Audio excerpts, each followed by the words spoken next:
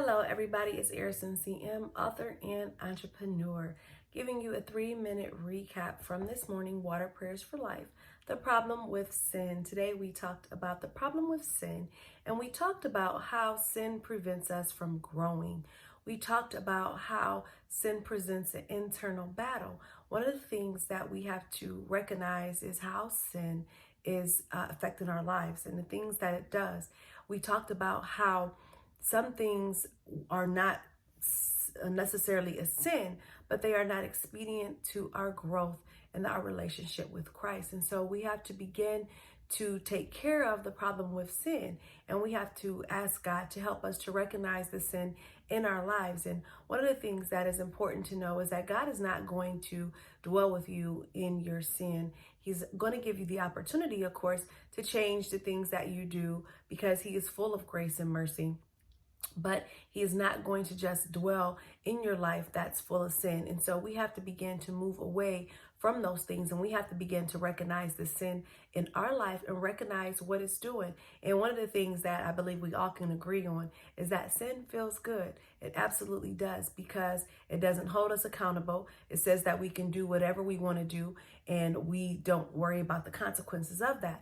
But there are consequences of sin. And so we have to just begin to ask God to show us the things in our life that are sinful, that are hindering us from receiving His fullness. Now, of course, when we come to Him, we have to come to Him with a truly repentant heart, because it's more than just saying, Lord, please forgive my sins, but it's, Lord, please forgive my sins. Help me to change. Help me to see where the sin is affecting my life. And so we really have to be careful with the things that we allow in our life, because those things can turn bad really quickly.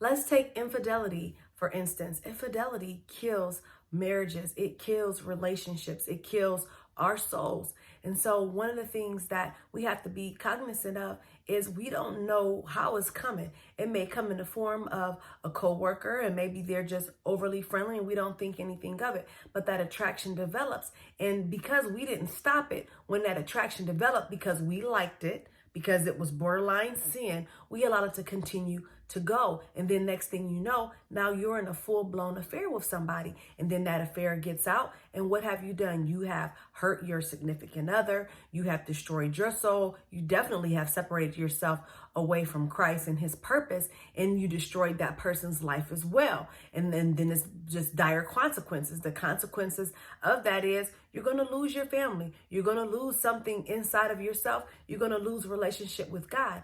And so that's just one example of how sin can snowball. We think that it's innocent, but its underlying job is to destroy who we are, to just get us off focus. And at that time, it's speaking to us.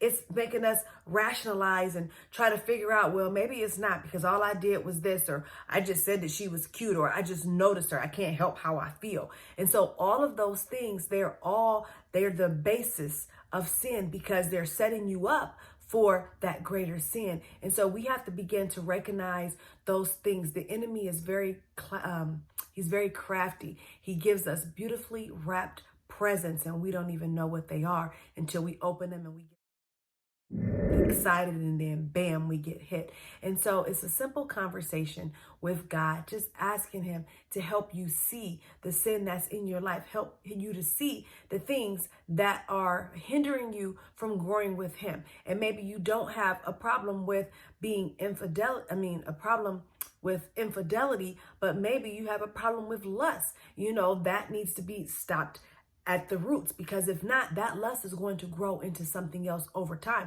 And you may say, oh, well, I've been like this for years. Well, you just don't know when the enemy will send something beautiful your way and just help you, make you lose everything that you have worked so hard for. So just begin to think about those things this week.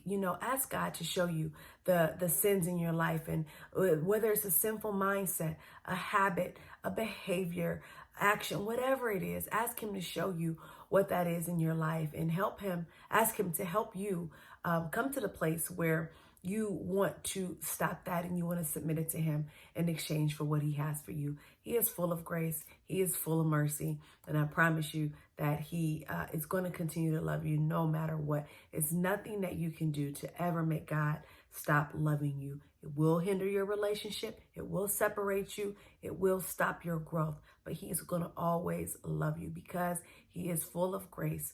He is full of mercy. And I'll put a good definition of grace and mercy at the bottom. Have a good day. Thank you for watching. I'll see you tomorrow.